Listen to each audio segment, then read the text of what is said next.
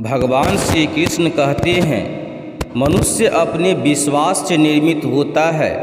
जैसा वो विश्वास करता है वैसा वो बन जाता है। श्री कृष्ण कहते हैं, मन अशांत है और उसे नियंत्रित करना कठिन है, लेकिन अभ्यास से इसे बस में किया जा सकता है।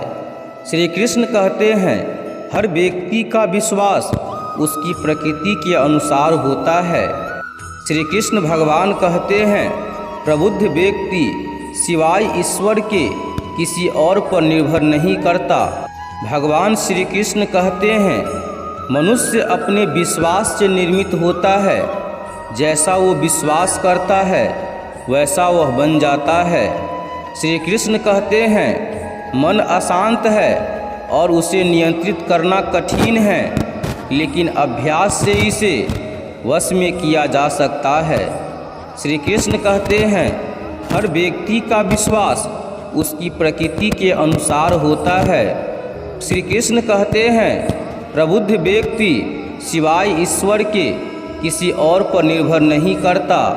श्री कृष्ण कहते हैं, जो मन को नियंत्रित नहीं करते उनके लिए वह शत्रु के समान कार्य करता है। श्री कृष्ण भगवान कहते हैं, उससे मत डरो जो वास्तविक नहीं है, ना कभी था और न कभी होगा। जो वास्तविक है वह हमेशा था और उसे कभी नष्ट नहीं किया जा सकता। श्री कृष्ण भगवान कहते हैं, निर्माण केवल पहले से मौजूद चीज़ों का प्रक्षेपण है। श्री कृष्ण भगवान कहते हैं, व्यक्ति जो चाहे बन सकता है यदि वह विश्वास के साथ इच्छित वस्तु पर लगातार चिंतन करे। श्री कृष्ण कहते हैं, मैं उन्हें ज्ञान देता हूँ जो सदा मुझसे जुड़े रहते हैं और जो मुझसे प्रेम करते हैं। श्री कृष्ण भगवान कहते हैं, क्रोध से भ्रम पैदा होता है, भ्रम से बुद्धि व्यग्र होती है, जब बुद्धि व्यग्र होती है तब तर्क नष्ट हो जाता है, जब तर्क नष्ट होता है तब व्यक्ति का पतन हो जाता है। श्री कृष्ण कहते हैं, मन की गतिविधियों, होश, वास और भावनाओं के माध्यम से भगवान की शक्ति सदा तुम्हारे साथ है और लगातार तुम्हें बस एक साधना की तरह प्रयोग करके सभी कार्य कर रही है। श्री कृष्ण भगवान कहते हैं, अपने अनिवार्य कार्य करो, क्योंकि वास्तव में कर्म करना निष्क्रियता से बेहतर है। श्री कृष्ण कहते हैं, नरक के 3 द्वार है, वासना, क्रोध और लालच। श्री कृष्ण भगवान कहते हैं, जन्म लेने वाले व्यक्ति के लिए मृत्यु उतना ही निश्चित है जितना कि मृत्यु होने वालों के लिए जन्म लेना। इसीलिए जो अपरिहार्य है उस पर शौक मत करो। श्री कृष्ण भगवान कहते हैं, जीवन न तो भविष्य में है और न ही अतीत में, जीवन तो बस इस पल में है, केवल इस पल में। श्री कृष्ण कहते हैं, बुराई तो तुम्हें हजारों की भीड़ में भी तुम्हें ढूंढ लेती है, ठीक उसी प्रकार जैसे गायों की झुंड में बछड़ा अपनी माँ को ढूंढ लेता है। एक बार एक बहुत बड़ा नेता एक साधु के छोटे से आश्रम में गया। वह साधु के बारे में बहुत सुना था, तो उसके मन में आया कि मैं एक बार जा कर के देखता हूँ कि लोग उसकी इतनी तारीफ क्यों करते हैं। जब वह उस आश्रम में गया तो वहाँ पर एक छोटा सा कमरा था, जहाँ पर एक कालीन बिछा हुआ था। वहाँ पर कुछ लोग नीचे बैठे हुए थे और साधु जी सामने बैठे हुए थे।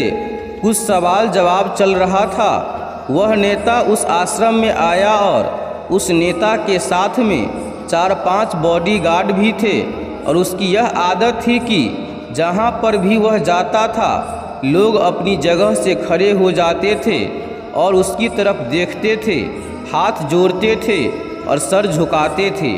लेकिन यहाँ पर ऐसा कुछ भी नहीं हुआ। साधु व्यस्त होने के कारण उसकी तरफ देखा तक नहीं। तभी नेता को लगा कि यह मेरी बेइज्जती है और वह इस बात से गुस्सा हो गया। नेता ने थोड़ा गुस्से से साधु की बात को बीच में काटते हुए कहा कि मैं आपसे कुछ कहना चाहता हूँ। साधु ने उसकी तरफ देखा और बोला, आप थोड़ी देर रुकिए, पहले मैं इनके सवाल का जवाब दे दूं, उसके बाद मैं आपसे बात करता हूं। तब तक आप अगर चाहे तो आप बैठ सकते हैं। बस साधु का इतने कहने की देरी थी कि नेता का चेहरा गुस्से से लाल हो गया और फिर उसने अपना सारा गुस्सा उस साधु पर निकाल दिया। अभी तक वह नेता बहुत तमीज़ से आप कह करके बात कर रहा था, लेकिन अब वह तू तराक पर उतर आया। नेता ने उस साधु से कहा, तुझे पता भी है मैं कौन हूँ और तू किससे बात कर रहा है? साधु ने उसकी तरफ देखा और कहा, मुझे इससे कोई फर्क नहीं पड़ता कि आप कौन हैं, लेकिन आप जो कोई भी है, अगर आप चाहते हैं कि मैं आपके सवाल का जवाब दूं या आपसे बात करूं तो आपको कुछ देर रुकना होगा। और साधु की यह कहते ही नेता गुस्से से पागल हो गया और वहीं सबके सामने चीखने चिल्लाने लग गया, अब मैं तुझे तेरी असली औकात दिखाऊंगा। तूने मुझसे पंगा ले करके ठीक नहीं किया। तुझे पता भी है मैं तेरे बारे में क्या सोचता हूँ। साधु ने फिर से नेता की तरफ देखा और बड़े ही प्रेम से कहा कि मुझे इससे कोई फर्क नहीं पड़ता कि आप मेरे बारे में क्या सोचते हैं। आप जो चाहे वह मेरे बारे में सोच सकते हैं। फिर नेता ने उससे कहा कि तू चाहे सुनना चाहता है या नहीं, लेकिन मैं तुझे यहीं सबके सामने बताऊंगा कि मैं तेरे बारे में क्या सोचता हूँ। तू कोई साधु नहीं है, तू एक बहुत ही घटिया इंसान है। तू एक ढोंगी है, पाखंडी है और यहाँ पर जितने भी लोग बैठे हैं उन सबको बेवकूफ़ बना रहा है। तेरा बस एक ही मकसद है, इन लोगों की जेब में जितना भी पैसा है वह सब तेरे पास में आ जाए। तू अपने फ़ायदे के लिए इन लोगों का इस्तेमाल कर रहा है और अब मैं तुझे नहीं छोड़ने वाला हूँ। पूरी दुनिया के सामने तेरा पर्दाफाश करके रहूँगा। लेकिन उसके इतना बोलने के बाद भी हल्की सी मुस्कान उस साधु के चेहरे पर बनी रही।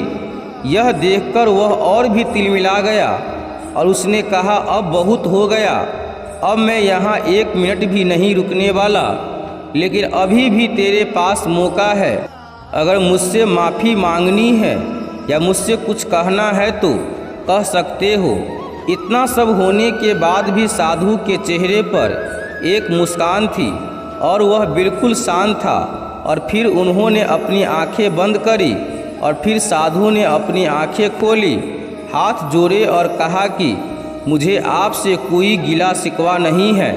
आपके लिए मेरे मन में कोई भी गलत ख्याल नहीं है। जो भी मेरे बारे में आपने कहा वह आपकी अपनी सोच थी, तो मुझे आप में कोई भी बुराई नज़र नहीं आती है। मुझे आप बहुत ही भले इंसान लग रहे हैं। और साधु के इतना कहते ही नेताजी का दिमाग 7वें आसमान पर पहुंच गया। उसके चेहरे पर एक अजीब सी खुशी थी, क्योंकि उस साधु ने वही कहा जो बाकी सब लोग उस नेता को कहते थे। और वह खुशी खुशी उस आश्रम से अपने घर की तरफ चला गया और जा कर के अपने पिताजी के साथ में बैठ गया। उसके पिताजी ध्यान में थे। उन्होंने पूरी ज़िंदगी सिर्फ लोगों की सेवा करी और बदले में कुछ भी उम्मीद नहीं किया। थोड़ी देर बाद जब उन्होंने अपनी आंखें खोली और देखा अपने बेटे को अपने साथ बैठे हुए, तो उनके बेटे के चेहरे पर आज एक अजीब सी खुशी थी जो आज से पहले उन्होंने कभी भी नहीं देखी थी। फिर उसने एक एक करके सब कुछ बताया कि आज क्या हुआ, किस तरह वह आश्रम में गया और वहाँ पर क्या हुआ, उसने क्या कहा और साधु जी ने क्या कहा। जब उसके पिताजी ने पूरी बात सुनी तो थोड़ा सा मुस्कुराए और अपने बेटे को देख करके बोले कि उन्होंने तुम्हारी तारीफ नहीं करी, क्योंकि उन्होंने वह नहीं कहा कि जो तुम हो, उन्होंने वह कहा कि जो वह खुद है। और तुमने जो भी कुछ उनको कहा वो नहीं कहा कि जो वो है, बल्कि तुमने वह कहा जो तुम खुद हो।